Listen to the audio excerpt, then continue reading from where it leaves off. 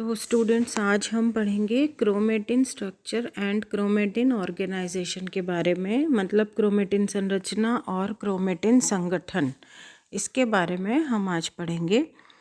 तो हम सब लोग जानते हैं कि प्लांट वायरस मतलब आरएनए वायरस को छोड़कर सभी सजीवों में डीएनए आनुवंशिक पदार्थ होता है, और प्रोकैरियोट्स में डीएनए केवल एक गुणसूत्र द्वारा व्यक्त होता है और सीधे ही कोशिका द्रव्य या साइटोप्लाज्म में मिलता है, जबकि यूकैरियोट्स में डीएनए एक से अधिक गुणसूत्रों के रूप में निरूपित होता है और केंद्रक द्रव्य में पाया जाता है, जो कि केंद्रक झिल्ली द्वारा आबद्ध रहता है। इसका क्या मतलब हुआ कि जो प्रोकैरियोट्स हैं उनमें तो डीएनए साइटोप्लाज्म में ही रहता है, और यूकैरियोट्स में जो डीएनए है वो गुणसूत्र मतलब क्रोमोसोम के रूप में मिलता है, क्रोमोसोम्स में रहता है डीएनए। और ये कहाँ मिलते हैं? न्यूक्लियस में। हमने पहले भी पढ़ा है कि न्यूक्लियस के अंदर क्रोमोसोम्स होते हैं और उनमें डीएनए या जेनेटिक मटेरियल रहता है, और ये जो न्यूक्लियस है ये न्यूक्लियर मेम्ब्रेन से घिरा रहता है, इसके चारों तरफ न्यूक्लियर मेम्ब्रेन मिलती है। और क्रोमोसोम्स छड़ नुमा संरचना है, मतलब रॉड शेप्ड स्ट्रक्चर होते हैं ये, और पीढ़ी दर पीढ़ी जो संरचनात्मक और क्रियात्मक गुण हैं वो इन क्रोमोसोम से ही बने रहते हैं। तो पीढ़ी दर पीढ़ी गुणों का संचरण क्रोमोसोम से होता है, और क्रोमोसोम्स पे जीन्स लगे होते हैं, आप लोग को पहले भी पढ़ चुके हैं आप लोग। और क्रोमोसोम्स जो हैं वो क्षारीय अभिरंजकों से स्टेन हो जाते हैं। तो अब इसकी ब्रीफ हिस्ट्री पढ़ेंगे हम, संक्षिप्त इतिहास।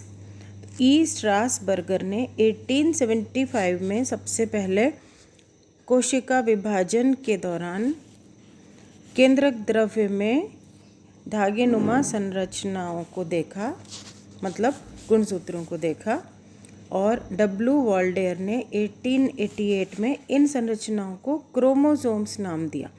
क्रोमोसोम्स दो वर्ड से मिलके बना है, दो शब्दों से। क्रोमा मीन्स कलर, और सोमा मीन्स बॉडी। तो कलर्ड बॉडी, क्योंकि ये उसमें स्टेन अलग से स्टेन्ड दिखाई दिए तो इनको इन्होंने क्रोमोसोम्स नाम दिया। और ये एल्कलाइन जो स्टेन होते हैं उनसे ये स्टेन हो जाती है। उसके बाद में 1902 में W.S. सटन ने इनको आनुवंशिक पदार्थ माना और ये बताया कि ये एक जनरेशन से दूसरी जनरेशन में ये गुणों को ले जाते हैं। हॉफमेस्टर ने 1948 में इनको ट्रेडिस्कैंशिया की जो पोलन मदर सेल्स हैं, परागकण मात्र कोशिका, उनमें देखा। तो प्रोकैरियोटिक क्रोमोसोम्स क्या होते हैं? प्रोकैरियोटिक क्रोमोसोम्स प्रोकैरियोटिक कोशिका द्रव्य में मतलब साइटोप्लाज्म में ही रहते हैं ये, और एक कलरलेस एरिया होता है जिसको न्यूक्लियोइड कहते हैं। सेंटर में एक कलरलेस एरिया है जो न्यूक्लियोइड कहलाता है, या जीनोफोर भी कहते हैं इसको। इसमें circular coiled double stranded DNA का मॉलिक्यूल होता है, और इसको कहते हैं प्रोकैरियोटिक क्रोमोसोम या प्रोकैरियोटिक गुणसूत्र। डीएनए बहुत ज़्यादा कॉइल्ड होता है, और न्यूक्लियोइड के चारों तरफ किसी तरह की मेम्ब्रेन नहीं होती है। तो यहाँ पर ये प्रोकैरियोट्स में न्यूक्लियोइड या जीनोफोर होता है, वो मटेरियल होता है, आनुवंशिक मटेरियल, जेनेटिक मटेरियल, जो डीएनए होता है इसका। अब एक और टर्म आता है प्लाज्मिड।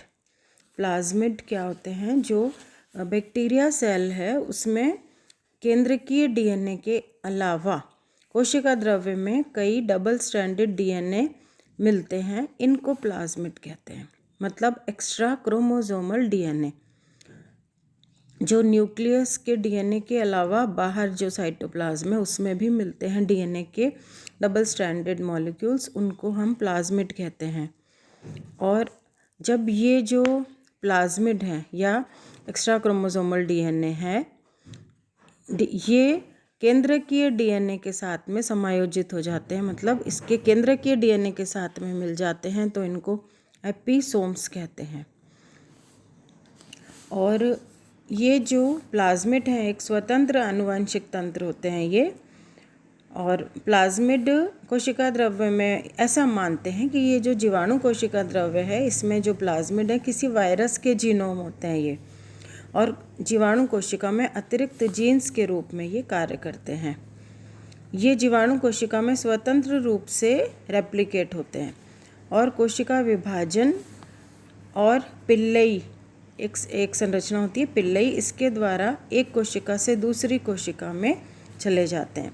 जबकि जो एपिसोम्स हैं वो सेल्फ रेप्लिकेशन का गुण नहीं होता उनमें, स्वयं प्रतिकृति नहीं कर सकते वो अपनी। अब आते हैं यूकैरियोटिक क्रोमोसोम। यूकैरियोटिक क्रोमोसोम तो कॉम्प्लिकेटेड होते हैं काफ़ी। यूकैरियोट्स में जो क्रोमोसोम होते हैं इनकी संख्या, आकार, आकृति सब इनकी निश्चित होती है। अब फर्स्ट आता है संख्या, नंबर। तो इनकी जो सामान्यतः जीवों की सोमेटिक सेल्स हैं, मतलब कायिक कोशिकाएं हैं, उनमें गुणसूत्रों की संख्या डिप्लॉयड या 2n होती है, और जो गैमीट्स हैं, जनन कोशिकाएं हैं, उनमें गुणसूत्रों की संख्या अगुणित या n होती है। हैप्लॉइड कहते हैं जिसको, द्विगुणित और अगुणित।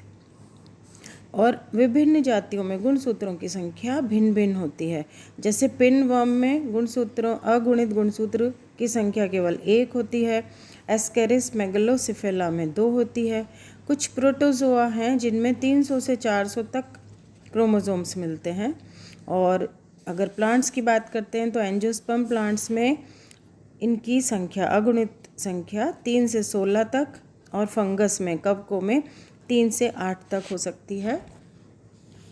और कुछ टेरिडोफाइट्स हैं जिनमें इनकी संख्या, द्विगुणित संख्या 1200 से भी अधिक होती है। तो किसी भी जीव में गुणसूत्रों की आधारीय गुणित संख्या, जिसमें जीन का एक पूर्ण समुच्चय होता है, वो जीनोम कहलाती है।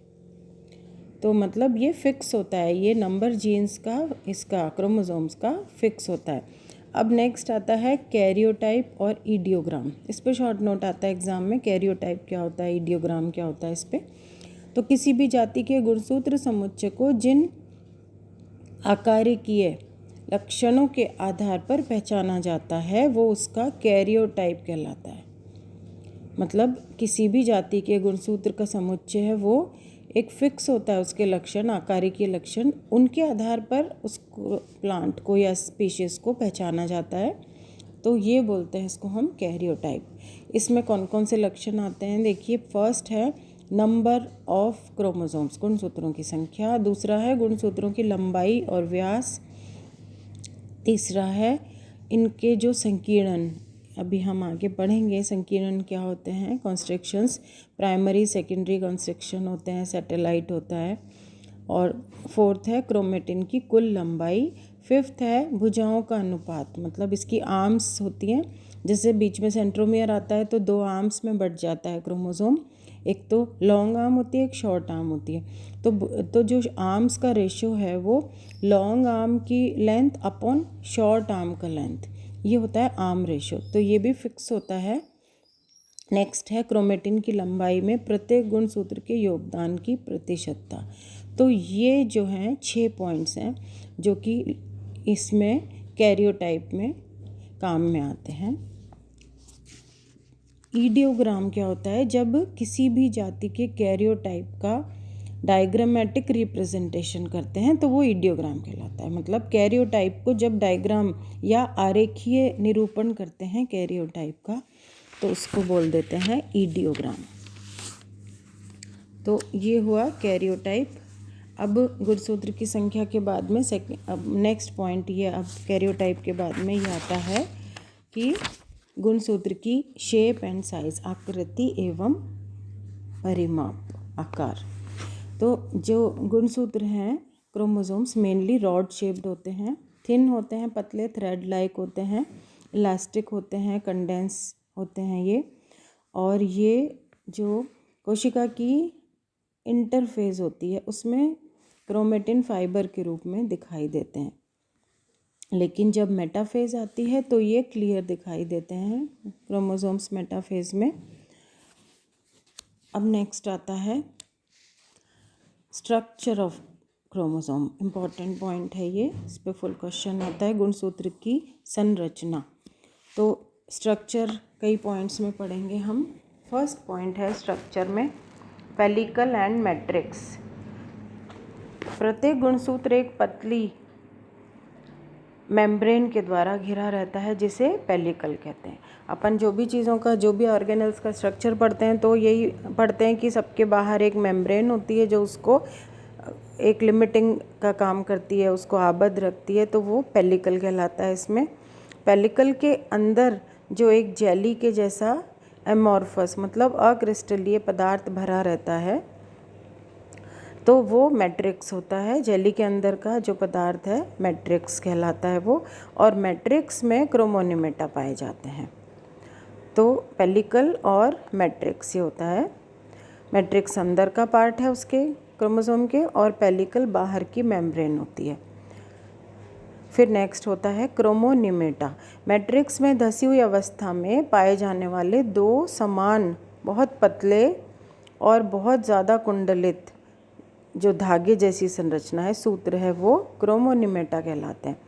क्रोमोनिमेटा आपस में बहुत ज़्यादा कॉइल्ड या कुंडलित होते हैं। इतने ज़्यादा कुंडलित होते हैं कि ऐसा लगता है कि ये एक ही थ्रेड है, एक ही सूत्र है, सिंगल थ्रेड के जैसे दिखाई देते हैं। और इनकी मोटाई 800 एंगस्ट्रॉम तक होती है। और ये अवस्था प्रोफेज और इंटरफेज में दिखाई देती है। और जब मेटाफेज आता है तो मेटाफेज में प्रत्येक क्रोमोसोम दो सिमेट्रिकल संरचनाएं क्रोमोनिमेटा या क्रोमेटिड्स का बना हुआ दिखाई देता है। मतलब जब ये इसकी अवस्था आएगी मेटाफेज में ये दो क्रोमेटिड्स का बना हुआ क्लियर दिखाई देता है। और प्रत्येक क्रोमेटिड एक डीएनए अणु का बनता है। दोनों क्रोमेटिड्स आपस में एक दूसरे से केवल सेंट्रोमियर के द्वारा जुड़े रहते हैं। तो सेंट्रोमियर ऐसी जगह है जहाँ से दोनों क्रोमेटिड्स आपस में जुड़े रहते हैं। कोशिका विभाजन की एनाफेज में एक दूसरे से अलग होकर ये जो दोनों क्रोमेटिड है ये विपरीत ध्रुवों पर चले जाते हैं। आप लोगों ने पढ़ा है माइटोसिस, अर्धसूत्री विभाजन, समसूत्री विभाजन, ये सब पढ़े हैं आपने 12th में भी। तो इसमें क्या होता है सेल डिवीजन में कि दोनों जो हैं क्रोमेटिड्स एक दूसरे से अलग अलग होकर अलग अलग ध्रुवों पे चले जाते हैं एनाफेज में। और फिर जब एनाफेज में जो गुणसूत्र है सिर्फ एक क्रोमेटिड के द्वारा ही दिखाई देता है, मतलब गुणसूत्र में केवल एक क्रोमेटिड दिखाई देता है। जबकि मेटाफेज में गुणसूत्र में दो क्रोमेटिड्स क्लियर दिखाई देते हैं। तो क्रोमेटिड कोशिका विभाजन के दौरान क्रियात्मक इकाई होती है। और ये जो जीन्स होते हैं ये क्रोमोनिमा पर मिलते हैं। मतलब क्रोमेटिड पर ऐसा स्थान होता है जहाँ पे जीन्स लगे होते हैं, वो क्रोमोनिमा कहलाता है। क्रोमोनिमा, अब जो क्रोमोनिमा है उसमें कुछ स्थान ऐसे भी हैं जहाँ की जीन नहीं होते, नॉन जीनिक भाग भी होते हैं। तो क्रोमोनिमा में 2 से अधिक सूत्र पाए जाते हैं, किंतु ये आपस में बहुत अधिक कुंडलित होते हैं। अब ये जो कुंडलन है, कॉइलिंग है, ये 2 प्रकार की हो सकती है। क्रोमोनिमा की कॉइलिंग एक तरह की कॉइलिंग होती है। फर्स्ट जो है वो पैरानिमिक और सेकंड प्लेक्टोनिमिक। पैरानिमिक क्या होता है, एक ही डायरेक्शन में, दोनों एक बार में एक ही डायरेक्शन में कॉइल करते हैं, जिससे क्या है कि वो आसानी से दोनों को अलग अलग किया जा सकता है, दोनों थ्रेड्स सूत्रों को। और प्लेक्टोनिमिक में वो इस तरह गुथे हुए होते हैं कि उनको सरलता से अलग नहीं कर सकते हैं। तो पैरानिमिक और प्लेक्टोनिमिक 2 तरह की कॉइलिंग हो गई। इसके बाद में आते हैं क्रोमोमियर्स। तो मियोसिस की प्रोफेज में गुणसूत्र पर सूक्ष्म दाने के समान उभार दिखाई देते हैं। इनकी आकृति मतलब इनका आकार और स्थिति निश्चित होती है। इनको क्रोमोमियर्स कहते हैं। तो क्रोमोमियर्स जो हैं वो मियोसिस की प्रोफेज में दिखते हैं। और इनको सबसे पहले बाल्बियानी ने 1876 में देखा था। क्रोमोमियर्स क्या होते हैं, ये क्रोमोनिमा पर पाई जाने वाली बीडेड मणिकाकार संरचनाएं, मतलब माला के जैसे दिखाई देती हैं, जिनमें बीच बीच में पाए जाने वाला जो स्पेस है, स्थान है, वो क्रोमोमियर कहलाता है, अंतर क्रोमोमियर कहलाता है ये स्थान। और ऐसा मानते हैं कि जो क्रोमोमियर्स हैं इनमें अधिक मात्रा में न्यूक्लिक एसिड और प्रोटीन होता है और उनका संश्लेषण भी यहाँ पे अधिक होता है। इलेक्ट्रॉन माइक्रोस्कोप से देखते हैं तो क्रोमोमियर्स क्रोमोनिमा के लोकेलाइज्ड कॉइलिंग से उत्पन्न होने वाली संरचनाएं होती हैं। मतलब वहीं उसी जगह पर बहुत सारी अधिक कॉइलिंग हो जाती है जिससे कि ये क्रोमोमियर्स बन जाते हैं, और क्रोमोनिमा पर इनकी संख्या बहुत ज़्यादा काफ़ी हो सकती है। तो ये हुए क्रोमोमियर्स। फिर आता है क्रोमोमियर्स के बाद में प्राइमरी कंस्ट्रक्शन या सेंट्रोमियर। ये अपन नेक्स्ट वीडियो में पढ़ेंगे। Thank you.